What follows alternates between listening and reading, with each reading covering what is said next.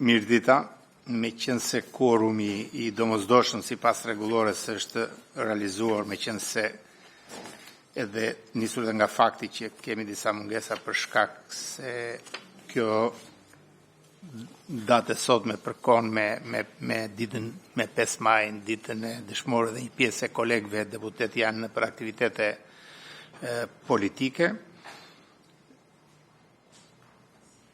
E rëndësishme është që quorumi është I domosdoshëm është I realizuar, kështu që mund të fillojmë mbledhjen në rendin e ditës cilës kemi 4 pika. Fillimisht miratimin e procesit verbal të mbledhjes së komisionit të datave 2, 11, 16 dhjetor dhe të 2025-s dhe mbledhjeve të datës 20 dhe 21 janar të 2026. Ka ndonjëri diçka për proces verbalet? I keni marrë në rrugë elektronike, në email-et tuaja, jemi okay? Okej, faleminderit. Vazhdojmë me pikën e dytë të rendit të ditës, që është miratimi I planit strategjik të Kuvendit të Shqipërisë për periudhën 2026-2030 dhe planit të veprimit që shoqëron këtë plan strategjik. Komisioni ynë është komision përgjegjës, komisionet e tjera parlamentare që janë komisione për dhënie mendimi e kanë shqyrtuar, kanë sjellë dhe raportet përkatëse, në një pjesë të tyre ka pasur edhe sugjerime konkrete, ashtu siç kundër është parë dokumenti edhe nga ana e kryetarit të Kuvendit Shqipërisë dhe kabinetit të tij dhe gjithashtu dhe prej tyre ka njësër komentesh në sensin e sugjerimeve përmirësuese të dy këtyre dokumentave. Ne kemi bërë një seancë të parë ku përfaqësuesit e Kuvendit, të stafit të Kuvendit, kanë bërë një prezantim të dokumentit, për shkak sepse ky është një dokument që është hartuar nga sekretari I përgjithshëm së bashku me ekipin e tij të Kuvendit, kështu që ne na mbetet ashti të kalojmë në paraqitjen nga nëse ka fillimisht nga relatori, zoti Elezi, dhe pastaj çfarë kanë dhe kolegët për të reflektuar. Dhe besoj që do duhet përpara se ta marrë fjalën zoti Elezi, sugjerimi im konsiston çfarë kemi vreti për të bërë sot, dhe ndërkohë të kemi mundësi nën kujdesin e relatorit të reflektohen, dhe ne në një mbledhje të dytë, shumë shpejt, ndoshta edhe pas nesër, kur e kemi mbledhjen, të kemi mundësi ta kalojmë në të miratuar mbasi janë reflektuar dhe vretit dhe komentet. Bien dakord kështu? Okej. Faleminderit për mirëkuptimin. Zoti Elezi. Faleminderit kryetar. Atëherë, në tërësi dhe në shqyrtimin që është bërë dokumentit, është një dokument mjaft I mirë, që është brenda funksioneve kushtetuese të Kuvendit, përdor ciklin e plot përmbyllës që ka të bëjë me planifikimin, hartimin, miratimin, zbatimin dhe gjithashtu ku na intereson edhe me vlerësimin dhe ka dhe kontrollin ex ante dhe ex post të politikbërjes, kështu që është gjithashtu në përputhshmëri me rolin e Kuvendit dhe me kërkesat e Bashkimit Evropian, ku përqendrohet shumica e aktiviteteve që janë pjesë të planit punës, dhe kemi një ndarje të qartë në rolin e secilit institucion.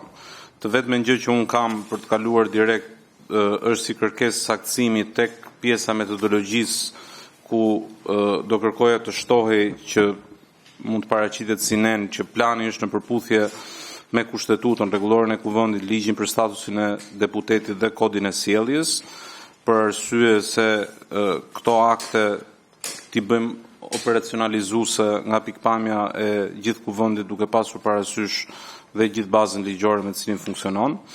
Dhe gjithashtu do dohet që ke pjesa e planit të punës të dali më qartë roli I secilit komision. Pra, për çdo pikë të raportit të kemi të planit, më falni, të kemi komisionin përgjegjës përkatës në kuvend. Këto janë dy vëzhgimit e mia dhe këto janë komentet. Faleminderit. Po, kolegët e tjerë? Po, zoti Kaso?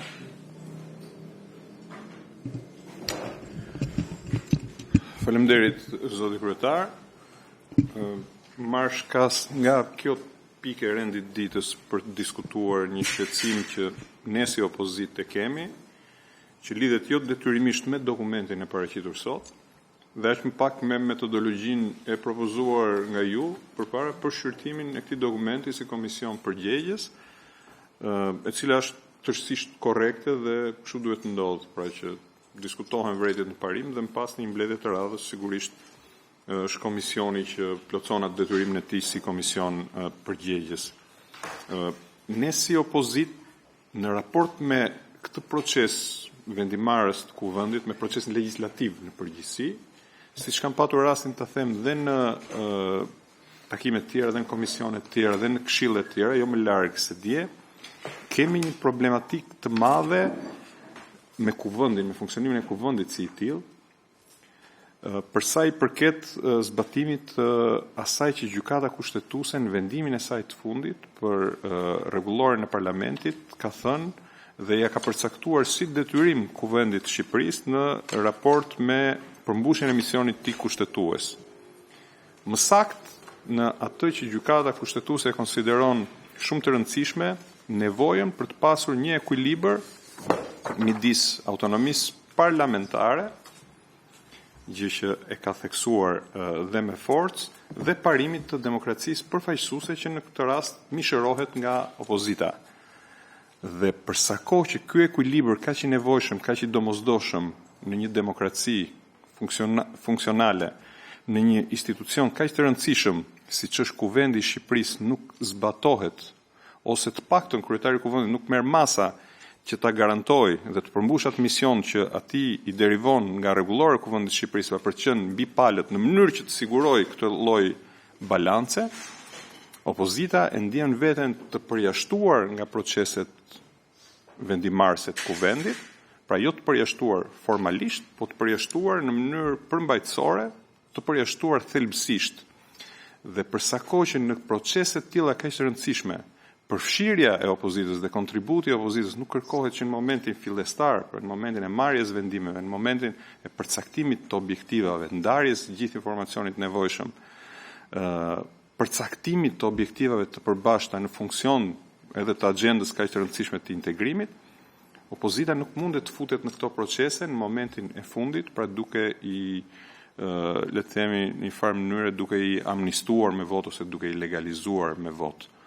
Për këtë arsye edhe për këtë dokument kaq të rëndësishëm, që është misioni i punës Kuvendit dhe detyrim thelbësor i komisionit tonë si komision përgjegjës për ta miratuar në mënyrë që t'i hapet rruga formalizimit të këtij dokumenti, opozita në këtë fazë të procesit dhe në këtë kuadër të këtij zhbilancimi të asaj që gjykata kushtetuese ka kërkuar që të jetë në ekuilibër dhe në balancë, pra siç e thash, parimit të autonomisë parlamentare dhe të demokracisë përfaqësuese, opozita nuk mund të shprehet dot me votë për miratimin e këtij dokumenti. Kjo ishte qëndrimi parimor lidhur me këtë dokument. Faleminderit, kryetar. Faleminderit zoti Kaso. Do dëshiroja shumë të mirë kuptoja edhe në shqetësimin tuaj, natyrisht, por kam një përshtypje që ajo për cilën folët ju edhe ka dhe s'ka lidhje me çështjen për cilën po diskutojmë. Gjithsesi, ju jeni në të drejtën tuaj, keni këndvështrimin tuaj politik për t'i parë gjërat. Kuvendi është produkt i vullnetit politik dhe arenë dialogut politik dhe këndvështrimeve politike. Nga ky, në këtë sens, është e drejta juaj të keni këndvështrimin tuaj lidhur me qasjen e përgjithshme të raportit e rolit që ka opozita në të gjithë proceset vendimarrëse të kuvendit, por në rastin konkret kam përshtypjen që nuk është qëndrimi i dur. Për një arsye të thjeshtë se ky është një dokument që ka kohë që është në tryezat e deputetëve, është hartuar nga zyra e sekretarit përgjithshëm dhe stafi i kuvendit me asistencë ndërkombëtare gjithashtu. E përmend fjalën asistencë ndërkombëtare për të thënë që është një gjë e mirë menduar dhe e mirë organizuar. Ju shpërndar deputetëve për mendim, pastaj ka kaluar në të gjitha komisionet parlamentare, të cilat gjithashtu e kanë shqyrtuar. E kemi shqyrtuar dhe ne kemi bërë një dëgjes që kemi dëgjuar përmbajtjen rreth këtij projekti dhe tash jemi në fazën se si mund ta përmirësojmë këtë dokument. Dhe këtu dua unë që të bashkohemi ne me opozita. Nëse opozita ka disa shqetësime që i mendon të drejta në këndvështrimin e saj, personalisht do të mendoja, kolegë, që është ndoshta momenti, është një nga ato dokumenta ku ne mund të gjejmë të reflektuar ose mund të provojmë, të reflektojmë, të qasemi edhe këtyre shqetësimeve dhe problematikave që ka opozita. Pra, nëse ka disa gjëra që nuk shkojnë, prandaj është ky një dokument i kësaj natyre i cili mund të tentoj t'i përmirësoj, që mund të tentoj t'i reflektoj këto shqetësime për të pasur natyrisht edhe një vendimarrje shumë më përfaqësuese se deri më sot. Dhe gjërat është një mundësi. Dhe unë besoj që prandaj e lam dhe rrugën të hapur, që dikush mund të ketë disa vërejtje sot, në ka asnjë problem nëse ne gjejmë dhe një moment të dytë, për të jemi këtu, të shohim se çfarë mund të reflektojmë. Por gjithsesi le të kthehemi tek procesi i normal procesi që kemi në rendin e ditës. Lidhur me planin strategjik, ka komente? Po. Në vazhdim, faleminderit zoti kryetar, në vazhdim të asaj të cilët zoti Kaso deklaroi, po të referohesh planit strategjik të kuvendit, nga ana e punojësve të kuvendit janë marrë citime dhe një prej tyre ka të bëjnë lidhe me vizionin, një institucion gjithë përfshirës, transparent dhe modern. Tani, keni një formulim tjetër ju? Jo, s'kam formulim tjetër. Nuk ndahemi tek formulimi, as tek kalendari, po ndahemi te shasja reale që parlamenti ka në raport me opozitën. Dhe këtu është i gjithë konflikti i cili ka ndodhur deri në momentin aktual, sepse kur vjen problemi te formulimi, formulimi merret shablon edhe nga formulimet e tjera dhe nuk është se është ndajrisi e re për Parlamentin e Shqipërisë në tërësi, por që tjetë institucion gjithë përfshirës dhe vendimet e gjykatës kushtetuese dhe transparent dhe modern, vendimet e gjykatës kushtetuese i kanë cituar në mënyrë, janë 3 vendime deri në momentin aktual. Dhe sot, përsëri Partia Demokratike ishte përpara gjykatës kushtetuese në lidhje me komisionet hetimore dhe në lidhje me interpelancat. Dhe ndryshe diskutohet në byron e kuvendit, ndryshe diskutohet në seancë plenare dhe ndryshe zbardhen vendimet në momentin e fundit dhe ka mos rakordim të këtyre. Tani, ne jemi të gatshëm dhe Partia Demokratike ka deklaruar që është pro të gjithë qasjes në raport me Bashkimin Evropian. Dhe padyshim që legjislacioni i cili ka të bëjë për parafrimin e Shqipërisë me Bashkimin Evropian, Partia Demokratike i ka dhënë prioritet. Por Partia Demokratike dhe opozita kërkon të ketë qasjen e vet dhe rolin e vet, të cilët e ka përcaktuar kushtetuta në mënyrë dhe ne s'po kërkojmë që ti imponojmë majorancës sepse e dim sa e kemi numrin e deputetëve në parlament, por kur vjen problemi te bashkëpunimi, majoranca është refraktare dhe nuk afron asnjë lloj bashkëpunimi. Dhe mënyra se si po kërkohet edhe të ndryshohet rregulloria e parlamentit, edhe mënyra se si kalohen me procedura të përshpejtuara, pjesa më e madhe e ligjeve të cilët normalisht të referuar kushtetutës dhe rregullores së parlamentit duhet kalojnë nëpërmjet një procedure e cila është procedurë normale dhe besoj Në momentin aktual, një afat 10 ditor për të diskutuar në ligje të rëndësishme është normal për çdo opozitë shqiptare, por nga krahu tjetër, juve me forcat e kartonave po arrini që të prishni këtë klimë dhe këtë transparencë edhe këtë modernizim që pretendoni që është parlamenti. Nga ana tjetër, flas për seancat plenare gjithmonë, nuk them për komisionet, sepse në komisione ne jemi këtu dhe rasti i sotëm tregon që drejta e fjalës për të shprehur në lidhje me gjitha çështjet që opozita shqiptare ka në raport me mënyrën se si funksionon parlamenti. Besoj kjo është bërë qartë edhe një material i cili është shpërndar edhe kryetarit kuvendit, por edhe njëkohësisht të gjitha institucioneve të tjera ndërkombëtare, dhe të vim tek garantimi i ligjbërjes cilësore dhe kontrollit fort parlamentar. Ne si komisione kemi si detyrë funksionale. A ka ndodhur deri në momentin aktual? Dhe sot unë marr ankesat e përditshme që një pjesë e madhe marrin paqen fiskale. Akoma deri më sot bizneset po vujnë, megjithëse ka një afat të caktuar për mënyrën se si duhet realizuar edhe udhëzimet, edhe vendimet, edhe gjithçka tjetër. Dhe që nga dita që është miratuar ky ligj dhe deri në sot nuk ka fuqi në realitet. Dhe nuk realizohet për arsye që ka vonesa nga institucionet të cilët janë institucione përgjegjëse. Tani, ose ligji futet në veprim në hapësirë dhe në kohë sipas përcaktimeve të cilët janë përcaktuar, ose ne të ushtrojmë funksionet tona edhe si komision në mënyrë që t'i bëjmë këto organe që t'jenë organe ligjzbatuese dhe të japin llogari përpara parlamentit. Se deri në momentin aktual nuk rezulton.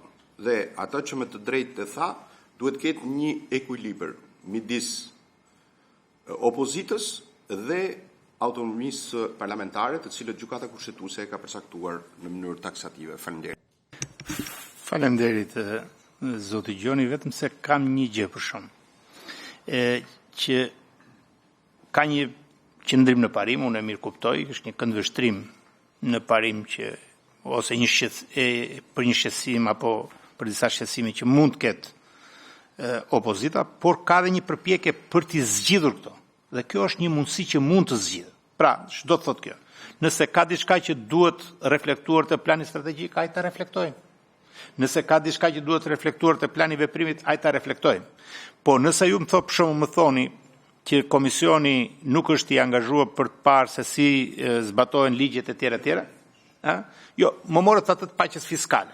Tash unë po ju them sot, pak më në pikën e 4 të rendit të ditës, ne kemi pikërisht të gjë.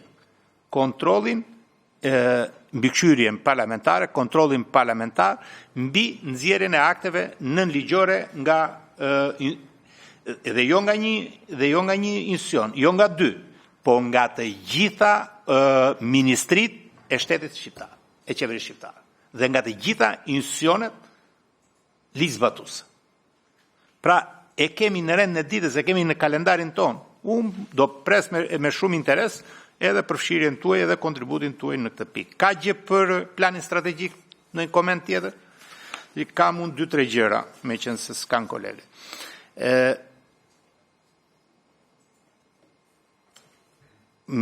Spari ka në dokument ka 2 definicione lidhur me vizionin dhe misionin e kuvendit. Një që është në përmbledhjen e ekzekutive dhe tjetri është në brendësinë, në trupën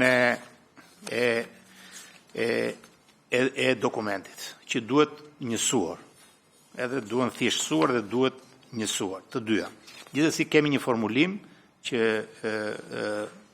mund ta kemi bërë një version paraprak që të jenë të mos ketë 2 kuptime, se vizioni është një, misioni është një, nuk mund të ketë 2 vizione, 2 mision. Tjetra është ka një mbivendosje midis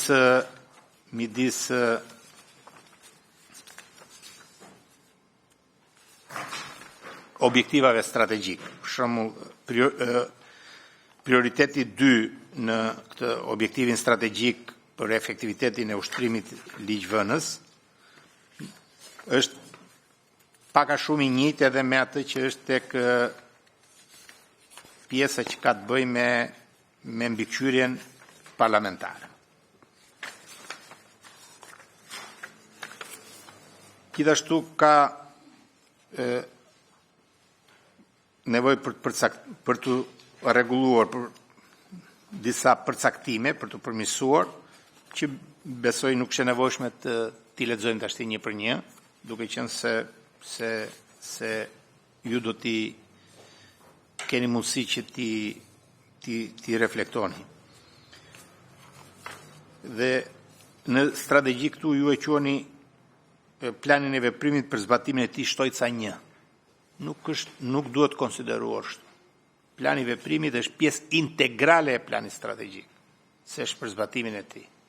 Pra do t'i shoqëroj të dy, është një dokument do t'i shoqëroj të dy, nuk është thjesht një aneks në këtë kuptim.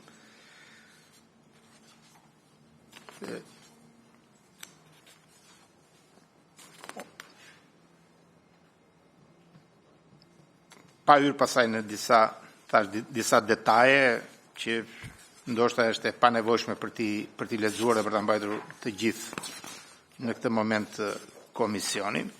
Ndërkohë, gjithashtu ka edhe kryetari i kuvendit përmes kabinetit të tij ka sjellë disa komente përmirësuese. Mos gaboj, keni nevojë për të bërë një koment ju rreth tyre apo quhet të mjaftueshme?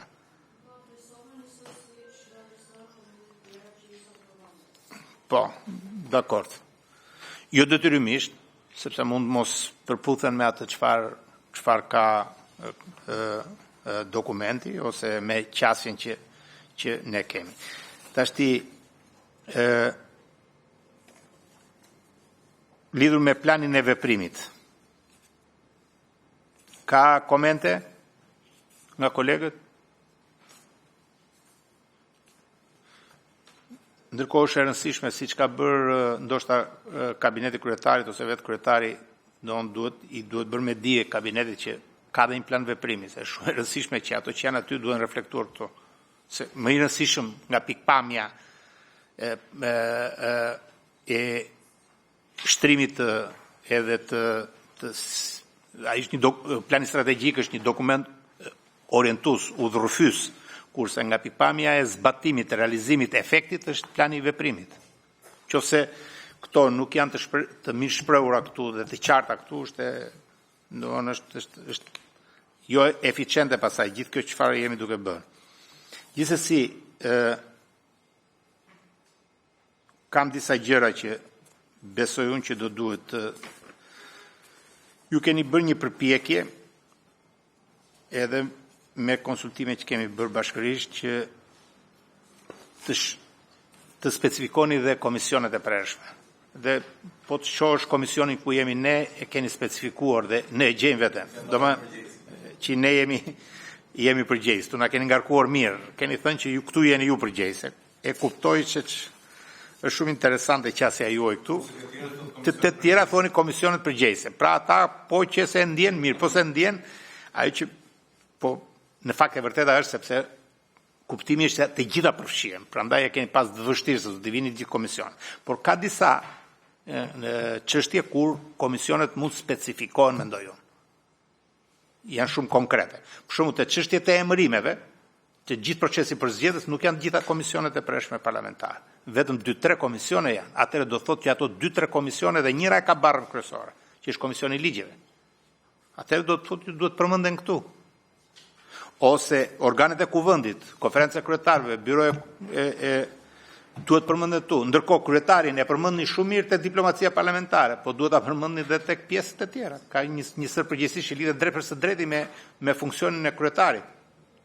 Kështu që ka nevojë që të specifikohet që të ketë mundësi edhe në dinamik për të ndjekur plani i veprimit. Për shembull, tjetër, një çështje që lidhen me mbikëqyrjen parlamentare, kontrollin parlamentar, aspektet që kanë të bëjnë me monitorimin periodik të rezolutave, të strategjive, të planeve të veprimit, programit të qeverisë dhe politikave me interes veçantë publik është shumë e rëndësishme. Dhe nuk mund t'i lihet një komisioni që të ketë një seancë dëgjimore në vit për këtë gjë. Është absurde. E papranueshme. Unë duhet të ketë tregues të tjerë. Se dakord çfarë do që është komisioni i ynë për mbikëqyrjen parlamentare. Po kjo është një përgjegjësi, biles çështja ka qenë që mos u hiqej komisioneve, kjo e drejtë. Tash ti kur vjen këtu, ne nuk ka kërkojmë këtë përgjegjësi. Dhe rezulton pasaj që në 3 vjet komisionet parlamentare të mos kenë asnjë seancë dëgjimore me institucionet e ekzekutivit. Kështu që duhet parë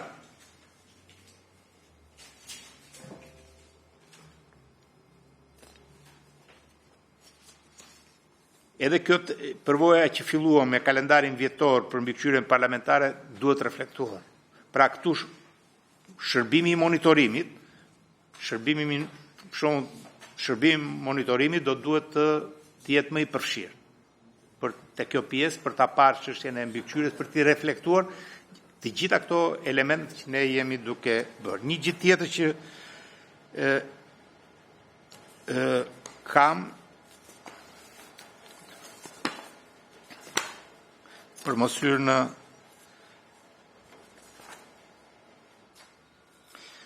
ose siç thash, objektivi strategjik dyshit tek prioriteti 1 dhe objektivi strategjik 2 dhe prioriteti 2 kanë bivendosi.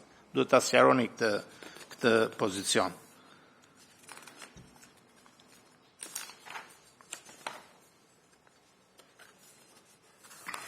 False. Nuk po hyte këto. Një gjë tjetër që është shumë e rëndësishme që e kisha lënë për në fund, por po e them tashti, ka të bëjë me 2 gjëra. Pajisjen teknologjike të kuvendit. Duhet vënë objektivi që brenda vitit 2026 nuk duhet të ketë punonjës kuvendi pa infrastrukturën e nevojshme teknologjike. Është absurde kjo që ndodh këtu.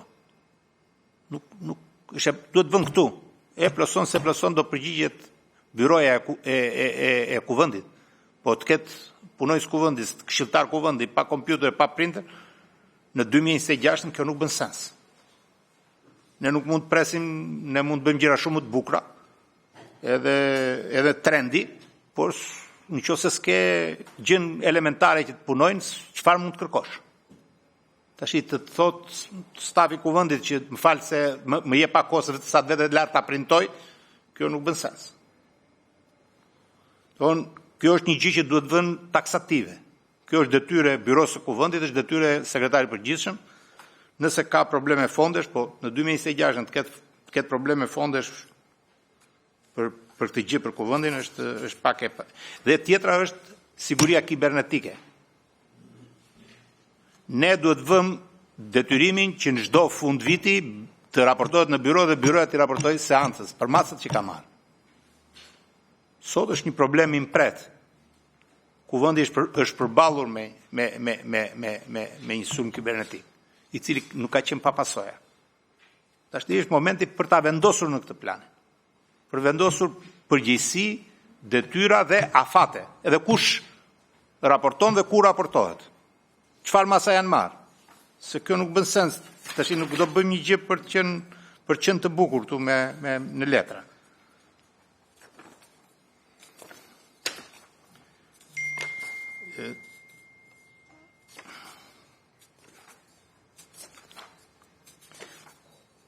Në gjitha këto unë kam vënë ca gjëra,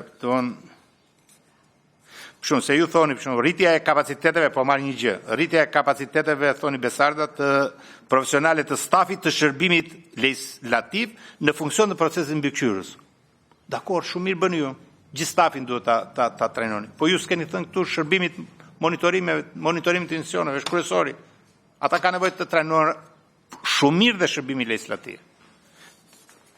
Ose strukturën e kuvendit, kur del struktura e kuvendit? Duhet thënë 2026 duhet mbyllur, se ka kuvendi kaq kohë që flet do ketë strukturë, edhe një 3-4 vjet kanë që dëgjoj unë.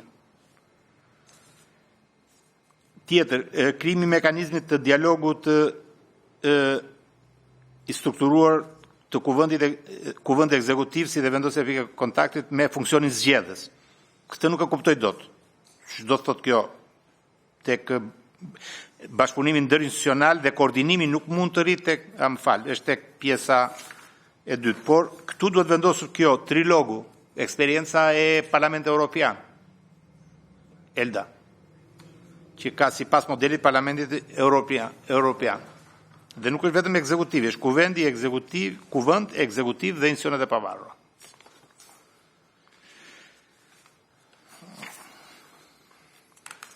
Keni në një vend tu seanca plenare. Seanca plenare mund të jetë strukturë përgjegjëse. Sa gjëra që mos ka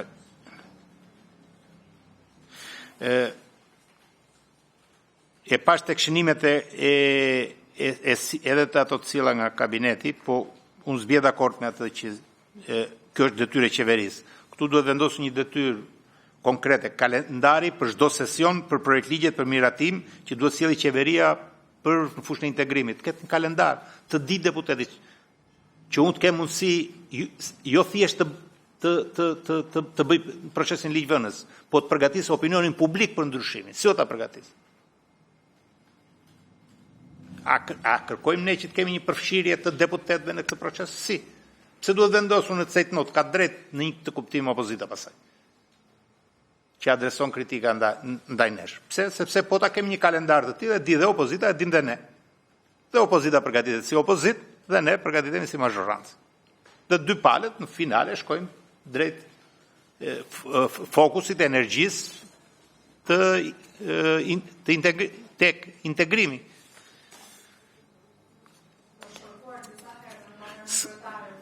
Shiko, të lutem. Okej, në qoftë se është kërkuar, duhet vendosur këtu, me afat. Vendosur këtu në plan veprimi dhe thuhet kërkohet nga kjo, shnohet tu. Pastaj le të mos e sjellin. Fillim sesioni bizedohet me ta, merret një mendim kur e kanë, fund sesioni apo fillim sesioni. Qëse ata thonë fundi sesionit, jo, ne themi në seancat e para të sesionit prezantohet dhe kanë gjithë komisionet. Dhe unë e di afërsisht, sigurisht, afërsisht. Nuk kanë se ju shënoheni, pastaj nuk zbatohet, është tjetër gjë. Ne nuk e kemi fare dhe kërkojmë të zbatohet. Po s'ka se si të zbatohet një gjë s'është fare.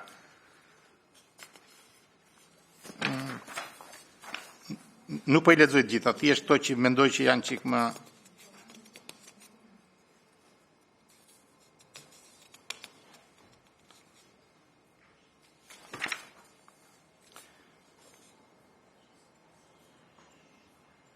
po e keni këtu këtë të trilogut, edhe kjo duhet vendosur te bashkëpunimi, sepse e keni vendosur tek forcimi I rolit kuvendit në diplomacinë parlamentare. Nuk bën sens kjo, mundësinë e ngritjes së mekanizmi edhe nuk është formal. Kush o ka thënë? Institucional, jo mekanizmi formal, mekanizmi institucional.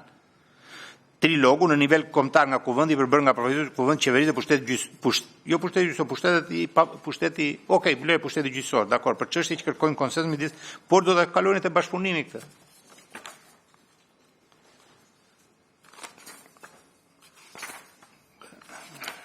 Edhe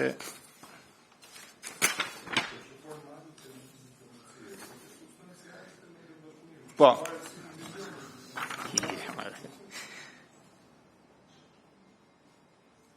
tjetër, ju keni bërë këtu, keni thënë shumë mirë përgjegjësimi I hapësirës në faqen web për secilin deputet duke reflektuar të gjitha aktivitetet e deputetit si antar I parlamentit. Po, atë që bën sot, bëjnë këto shoqëria civile, a nuk mund ta bëj kuvendi vet? Këtë pjesëmarrja, diskutimet, angazhimet, gjitha këto që kanë deputetët. Po, eksakt. Sa ta bëj, e bën vet. Jo, të marrin ata fonde për të monitoruar, sepse janë nevojshëm për ta përmirësuar, po nga pikpamja statistik, mos marrin fonde për një gjë që s'duhet ta marrin. Mos I marrin fondet për statistik, të marrin fondet për vlerësim. Ose për shembull, ju thoni takime periodike kuvend media shoqëri civile për çështje specifike me interes përbashkët. Komisioni për nisma qytetare, bashkëpunim dhe mbikëqyrje institucionale. Shumë mirë për besimin dhe vlerësimin që keni për ne, po keni dhe komisione medias këtu. Duhet shënuar komisioni I medias. Se ka shënuar vetë ata, duhet ta kishin shënuar vetë ata. Dakord jam unë, po tashti ne jemi dhe për ata këtu. Ne nuk jemi vetëm për vete.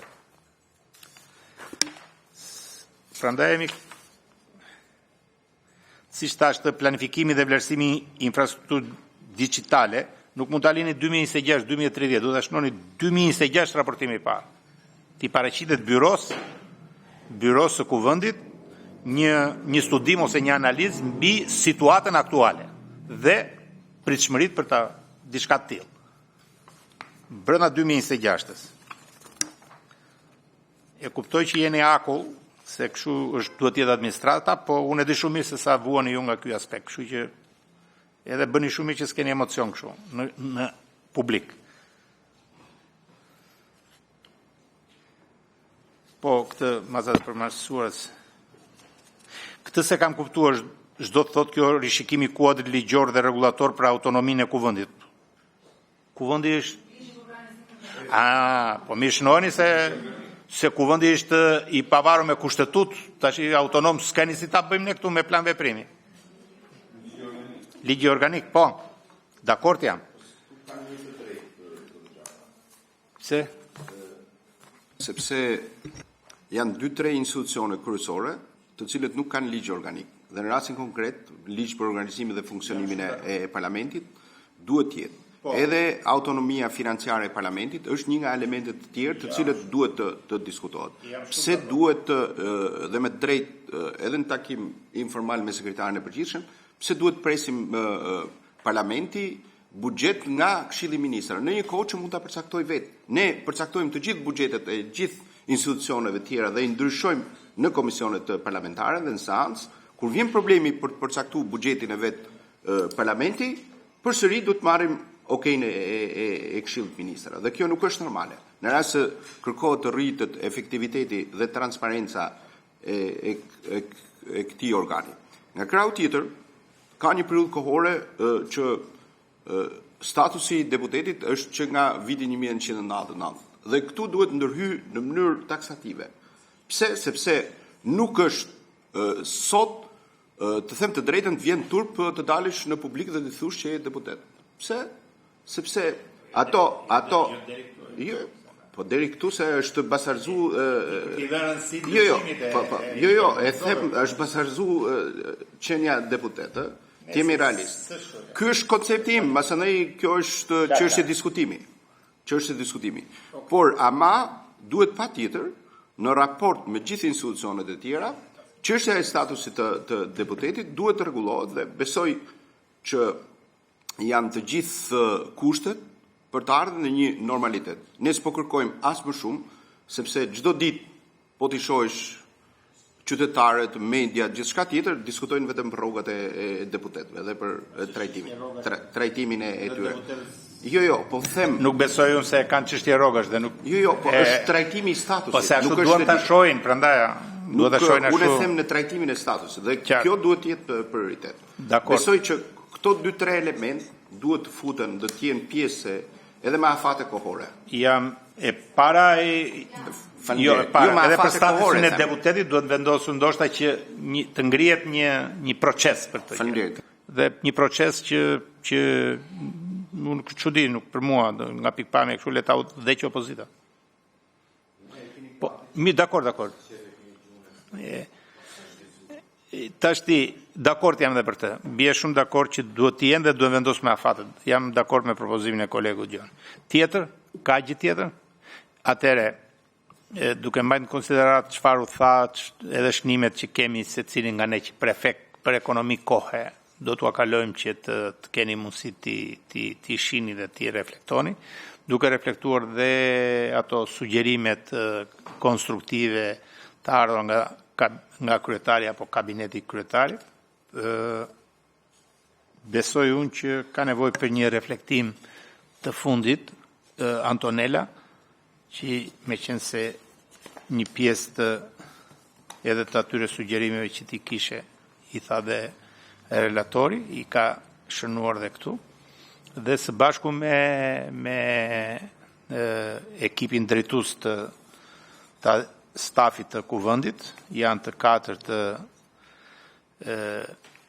drejtoreshat tu, zonja Qato, si drejtore e përgjithshme, zonja Arbri, Besarda, Elda, kështu që edhe Aurela, kështu që unë duhet bëni rishikim të shpejt për të reflektuar gjitha këto çfarë unë thaj dhe ta bëjmë gati për ta kaluar, për ta miratuar në komision siç ram dakord. Ndërkohë nëse ka diçka nga kolegët gjatë kësaj periudhe që mund të jepet për të përmirësuar dokumenti, besoj jemi të hapur.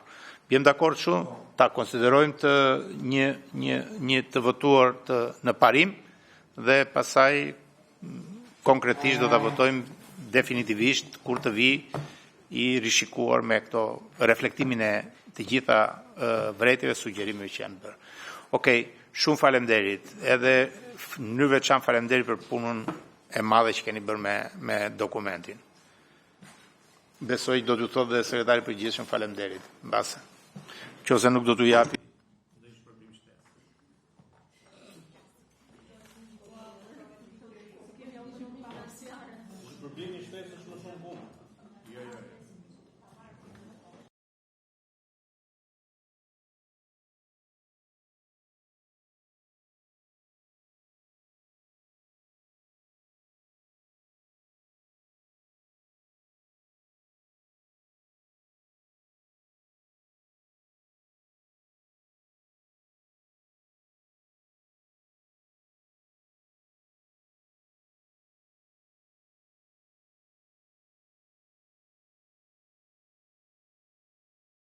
Atëre, në pikën e tretë të rendit të ditës, miratimi i planit punës në kuadër të kalendarit tematik kontroll parlamentar, komponenti i tretë që ka të bëjë me ushtrimin e kontrollit parlamentar post-legislativ lidhur me miratimin e akteve nënligjore dhe nivelin e zbatimit të ligjeve të miratuara për periudhën 2021-2025. Sot do kalojmë kalendarin ose planin e punës që lidhet kryesisht me institucionet që janë përfshirë te grupi i ekonomisë dhe financave që ka të bëjë me Ministrinë e Financave, Ministrinë e Infrastrukturës dhe Energjisë, Ministrinë e Bujqësisë dhe Zhvillimit Rural, Ministrinë e Ekonomisë dhe Inovacionit.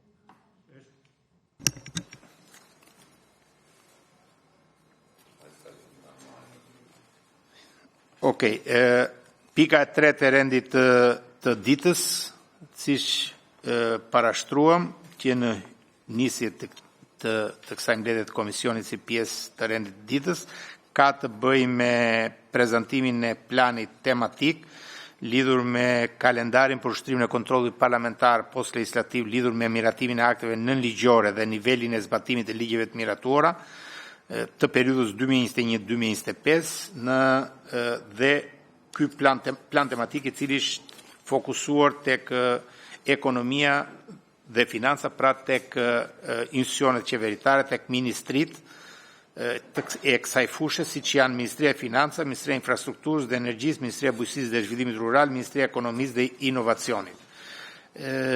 Relator është zoti Elezi, një përmbledhje të shkurtër, këtu është edhe zonja Bicja, zonja Aurela Bicja, që është drejtoresha e shërbimit të monitorimit të institucioneve së bashku me stafin, që kanë punuar ngushtësisht me relatorin për të ardhur te ky produkt që kemi sot. Zoti Elezi?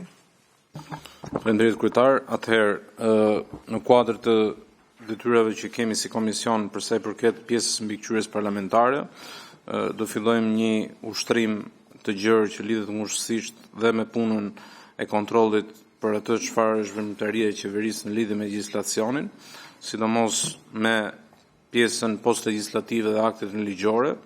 Në paraqitje të kalendarit duhet të them që ndahet në 3 hapa kryesor. Hapi i parë është parapërgatitor në mbledhjen e informacionit me ministritë përkatëse që u përmendën që kanë një lidhje ngushtë me zhvillimin ekonomik dhe menaxhimin financiar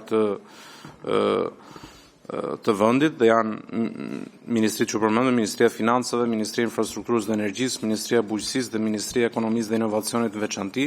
Pastaj kemi në pjesë të tjera dhe hapa të tjerë dhe ministritë e tjera, po në këtë rast kemi të bëjmë me këto ministri në veçanti, me marrjen e informacionit nga ministritë përkatëse dhe kërkesën për ushtrim në lidhje me aktet ligjore të miratuara nga Kuvendi për gjatë periudhës 2021-2025, që është legjislatura e 10 do të bëhet një analizë së bashku me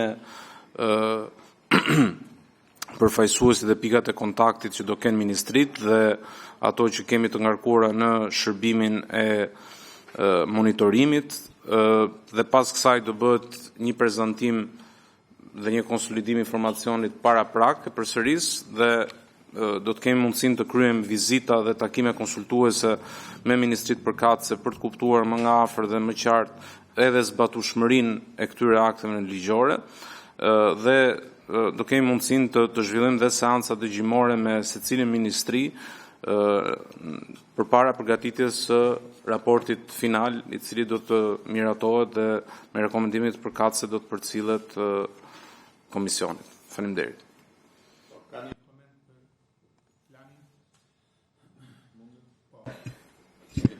Faleminderit, zoti kryetar. Desha që edhe për pikën 3 dhe për pikën 4 të ndaja një qëndrim parimor që lidhet sigurisht me dokumentin e sjell edhe me relatimin që bëri relatori, por lidhet edhe me vetë mënyrën e formatimit dhe të funksionimit të këtij komisioni. Padyshim, aktet që paraqiten janë shumë të rëndësishme, jo vetëm në aspektin e kohës, por edhe në aspektin e substancës, pra çfarë synojnë që të verifikojnë ose të kontrollojnë në funksion të atij që është misioni i këtij komisioni për të kontrollit parlamentar në këndvështrimin e mbikëqyrjes institucionale, veçanërisht duke lënë një anë pjesën e nismave dhe të bashkëpunimit. Prandaj mënyra si janë formatuar që të dy aktet, dy kalendaret janë tërësisht brenda misionit të punës të komisionit për mënyrën si është konceptuar dhe që funksionon komisioni. Problemi që kemi ne si opozit, unë së bashku me kolegun tim, e kemi parimor për sa kohë që ka një nisëm edhe një mbledhje të Këshillit Rregullores Imunitetit dhe të Mandateve, në mos gabojsh ditë me nesërme, që ka objekt të shqyrtimit të saj, nuk e di nëse do të konkludoj ditën e nesërme ose në një moment tjetër, implementimin e vendimit gjykatës kushtetuese në raport me ndryshimet rregullore, çka pasolli dhe ngritjen e komisionit tonë në format të përhershëm. Dhe ne ende nuk e dim se si do të reflektohet kjo vendimarrje, pra cili do të jetë mendimi i Këshillit Rregullor të Mandateve, e mandej mëtej mendimi i seancës plenare për ta reflektuar këtë vendimarrje në mënyrë të plotë në ndryshimet në rregullore. Dhe për sa kohë që kjo nuk është ende formalizuar, pra me një vendim të seancës plenare, ne jemi sot në pamundësi, besoj unë, që të japim një pëlqim paraprak për një kalendar i cili duket sikur në një farë mënyrë e bën fakt të kryer atë çka seanca do të vendos ose Këshilli do të vendos ditën e nesërme. Sigurisht me aktet që janë sot në fuqi, pra me rregulloren që është ende sot në fuqi, është tërësisht legjitime kjo vendimarrje sot me komisionit. Nuk po kundërshtoj këtë gjë, por duket në një farë mënyrë sikur ne si opozit, të cilët kemi një kundërshtim parimor lidhur me ato ndryshime në rregullore, që s'ka të bëjë me komisionin ton, por ka të bëjë me një sër aspektesh të tjera, duket në një farë mënyrë sikur legjitimojmë ose sikur pajtohemi me ndryshimet e propozuara në rregullore. Dhe në këto kushte, pavarësisht se nuk e kundërshtojmë me vot një kalendar në dy këto komponente vetë, që është tërësisht brenda misionit të komisionit për mënyrën se si është formatuar dhe funksionon sot, nga ana tjetër kemi pamundësinë edhe për ta mbështetur me vot një gjë të tillë, për sa kohë që nuk dim çfarë do të diskutohet, vendoset nesër e mandej në seancën plenare. Kështu që edhe për këto dy pika, pikën 3 dhe pikën 4, e ripërsëris dhe njëherë janë brenda misionit të kontrollit dhe të mbikëqyrjes institucionale, por në pamundësi për të parashikuar se si do të ndryshojë rregullore kuvendit, neve nuk mundet që ti votojmë. Faleminderit. Po, faleminderit zoti Kaso, vota është e lirë, është e drejta juaj kurdes për çfarë e ushtroni. Besoj se bjem dakord me atë që konfirmua dhe ju që gjithë ky proces është në tagrat e këtij komisioni, është pjesë e fushës së tij të përgjegjësisë, është pjesë ose reflektim i zbatimit të atij kalendarit të mbikëqyrjes vjetore që kemi miratuar me të gjithë këto komponentë në mbledhjet e mëparshme të komisionit. Natyrisht besoj unë që kjo është në interes të opozitës. Kolegu juaj, zoti Gjoni, në pikën e parë të rendit të ditës, në kur u shqyrtua në pikën e dytë, më saktë të rendit të ditës, kur u shqyrtua strategjia dhe plani i veprimit, ngriti pikërisht shqetësimin se si aktet ligjet e miratuara nga Kuvendi nuk shoqërohen në kohë me zbatimin e detyrimit lidh për miratimin e akteve nënligjore dhe procesit të krimin e një procesi të domosdoshëm për grupet e interesit në këtë aspekt dhe që ishte një shqetësim i drejtë. Pikërisht ky vendimare që ne kemi në këtë pikë i përgjigjet atij shqetësimi. Dhe unë besoj që pavarësisht votës, mungesës së votës tuaj në miratimin e këtij akti, unë besoj dhe do dëshiroj fort që ju të jeni të përfshirë aktivisht edhe në funksion të misionit tuaj si opozit, kur të vi momenti i diskutimit rreth këtyre akteve dhe unë do dëshiroja shumë, kolegët e mi do dëshironin shumë të shihnin si deri më tani përgjigjet së vërtetës, një rol shumë aktiv të opozitës në këtë komision dhe në tërësi në çështjen që kanë të bëjnë me mbikëqyrjen parlamentare. Po. Zoti Kaso thotë që mund ta shtym që të shohim se si ecën problematika në lidhje me këtë. Nuk thotë që nuk do e miratojmë. Zoti Kaso tha në rast se nuk do ta votojmë në proces. Po pra, nuk është në proces, tha, për sa kohë që nuk është përcaktuar, nesër është komisioni dhe mund të marrë një trajt tjetër dhe nuk ka një propozim të tillë. Gjithsesi ju keni një vot, nuk keni një për frymën e përgjithshme të rregullores, se sa e kuptova unë. Nuk ka, zoti Kaso nuk konteston komisionin ku bën pjesë. Është njësoj sikur ta kontestoni ju, po është njësoj sikur të presësh degën ku je ulur, po ju nuk dakor, po edhe gjykata kushtetuese nuk u mor me komision. Edhe me komisionin specifike dhe ca më shumë me komisionin. Gjykata kushtetuese u mor me procesin. Dhe atë gjykoi procesin dhe e ktheu mbrapsht për procesin. Në parim, jem dakord, okay. Ka komente tash sa kuptoj unë këtu që të më sqaroj pak relatori, kjo faza diskutimin parim është bërë. Apo kërkesat i kanë shkuar ministrive. Apo kam gabim drejtoresh, për ato. Jemi okay këtu. Tash ti kemi gjetjet në momentin do vi dokument. Ky është kuptimi i dytë i kësaj. Po besoj nuk kemi do bëjmë një gjë përpara, ndjes. Në seancë dëgjimore do bëjmë me ministrinë në qoftë se kanë problematika se tash në qoftë se fjala vjen Ministria e Ekonomisë dhe Inovacionit i ka bërë gjitha aktet në kohë, nuk kemi ndonjë problem, s'kemi pse të thrasim seancë dëgjimore. Do thrasim vetëm ndoshta kjo duhet specifikuar. Organizojmë seanca dëgjimore kur është e nevojshme ose një gjë tillë, që të mos jemi detyruar ne të na thon pse se thirrën seancë dëgjimore kur i kam bërë gjithë aktet. Nëse Ministria e Financave nuk i ka bërë aktet, do thrasim Ministrinë e Financave ose nuk i ka bërë në kohë. Kështu e mendoj unë, gjithsesi besoj të keni parasysh dhe ju. Pikë parë mendoj që do na shërbej pa diskutim shumë ushtrimi që të ndihmojmë në këtë rast edhe një vet analizë dhe vet diagnostikim të problematikave nga pikpamja e ministrive. Për ata të bëjnë një punë që duhet bërë rutinë, ta bëjnë nën mbikëqyrjen tonë. Në momentin që ne do shohim të arsyeshme që sidomos për shkak të vizitave dhe takimeve informuese i kemi të ezauruar dhe nuk ka arsyetim, unë do relatoj kur nuk ka arsyetim të mjaftueshëm ose me dakordsi për mos thirrur përfaqësimin e Ministrisë përkatëse. Okej. shpjegimi që plot, zoti Gjoni, po, ndjes po. Me një shtesë.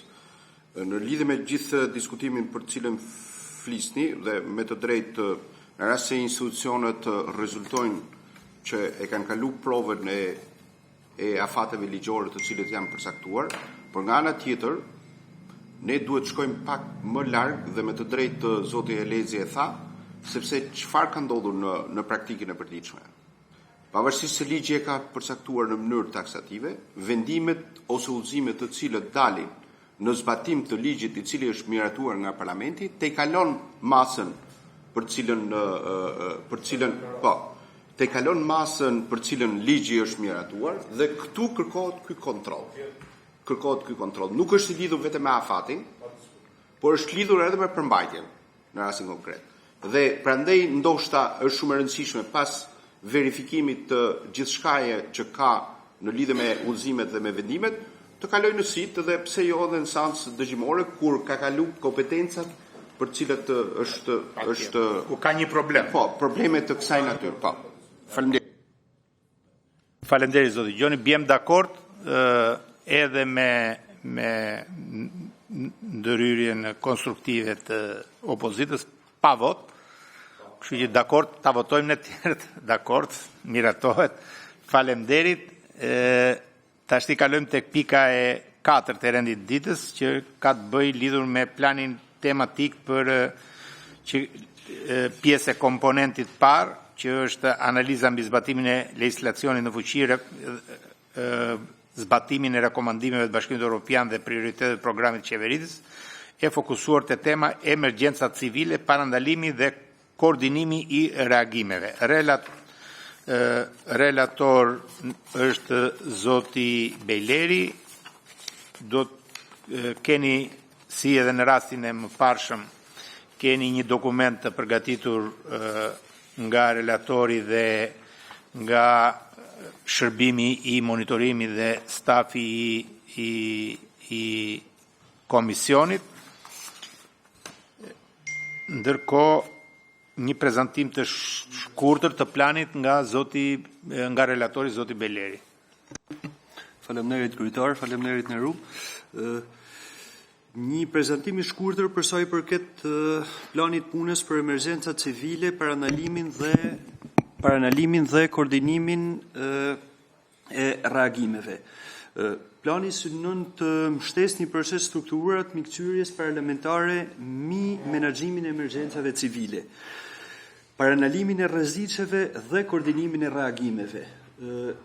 Plani dhe kompletësja e mikëqyrjes parlamentare duhet të jetë gjithëpërfshirëse, duke trajtuar jo vetëm eventet të cilat na ndodhin më shpesh, siç mund të jenë përmytje apo rastet e zjarreve, por duke trajtuar në tërësi konceptin e emergjencave civile, përfshirë edhe raste të cilat janë evente më të rralla, siç ishte rasti i tërmeteve apo edhe rasti i pandemisë.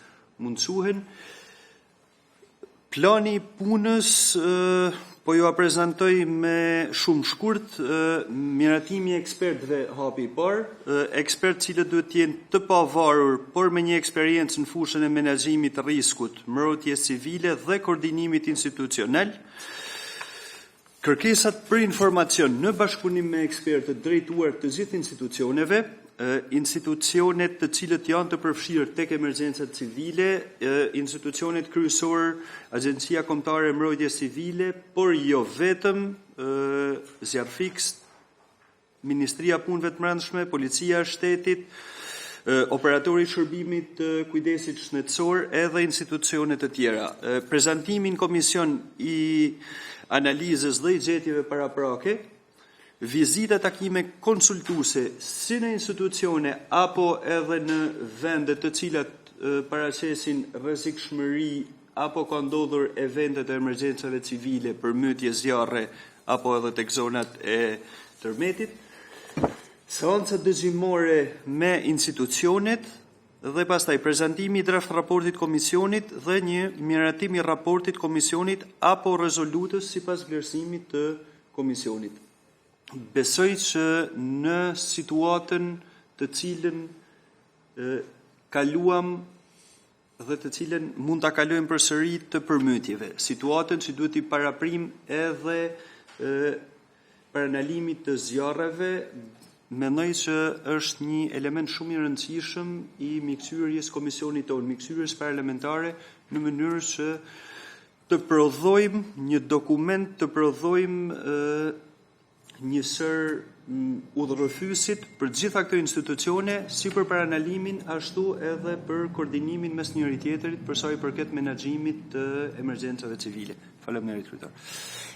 Po, faleminderit. Ka komente për dokumentin, është plani i punës, keni dhe një dokument të gjatë të hollësishëm, i cili sqaron edhe kontekstin në cilin zhvillohet kjo, qëllimin, metodologjinë që do të ndiqet përmes këtij plani pune, matricën e mbledhjes së të dhënave, bashkëpunimi me ekspertë e jashtëm, rolin e institucioneve mbikëqyrëse dhe rolin e organizatave të shoqërisë civile dhe grupeve të interesit dhe tjerë, dhe është një dokument pune i dobishëm, informues, sqarues për të gjithë kolegët antar të komisionit për ta përdorur edhe në komunikimin publik dhe informues dhe për informimin e publikut, dhe do dëshiroja që ta bëjmë mirë gjithë të gjë, sepse është në interesin e punës së përbashkët. Qëllimi këtu është, këtu nuk ndajemi, opozit mazhorant, se emergjencat civile edhe parandalimi, koordinimi i reagimit ndaj tyre kemi shqetësim të njëjtë, në fund fare në thelb të janë çështje që prekin qytetarët, cilët nuk kanë si se çfarë janë të majt apo të djathtë, janë demokrat apo socialist, janë qytetarë dhe për cilët ne jemi të angazhuar dhe jemi përgjegjës për të ndërtuar ligje të mira dhe zbatimin korrekt të ligjeve. Okej, po ekspert kemi individualizuar, ke një propozim? Falni, propozimi i cili mund ta bësh. Po, unë kisha propozuar ti je relatori. Unë kisha propozuar një ekspert, zotrin Plumdani, i cili ka qenë ushtarak për rreth 30 vite drejtuesi i emergjencave civile pranë prefekturës Shkodër, duke pasur edhe tematikat me të cilat është detyruar të përballet prefektura e Shkodrës, përmytje, zjarre natyrore, unë mendoj i cili është eksperti në gjykimin tim adapt për dhënë ekspertizën e tij tek kjo fushë. Zotëria është në theksim, nuk ka konflikt interesit, është në pension. Po, s'kemi ndonjë koment, besoj. Ne kemi rënë dakord që në fillim që kjo është një gjë në çmimin e relatorit, sepse ai do punoj me të. I ka kaluar gjitha uje. I ka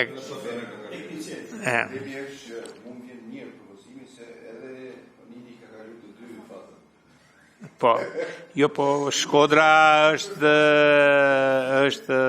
një qytet që i shënështruar shpesh efekteve natyrore dhe nevojës për parandalime dhe zgjidhjet e emergjencave civile që janë krijuar, kështu që është e parë një përvojë se si shihet nga lart, ne do të dëgjojmë këtu institucione të përgjegjëse. Se si shihet nga poshtë është shumë e nevojshme që të jetë një ekspert që sheh nga pikpamja e efektit dhe pasojave dhe përpjekjeve për t'i parandaluar ato. Okej, bjem dakord atëre? Okej, e mbyllim këtu edhe me këtë pikë, besoj unë pas nesër bëhemi gati që të kalojmë planet tematike të tjera që kemi, sepse jemi paksa të vonuar në këtë pikë. Kështu që të lutem bashkë me relatorët që mungojnë, që s'janë sot, po e shtym për pjesën tjetër planeve të punë për pas nesër, në mënyrë që të eci procesi. Okej, mbyllim këtu, besoj unë pas nesër do jetë mbledhja e orën, edhe vendin do ta përcaktojmë. Ditë mbarë.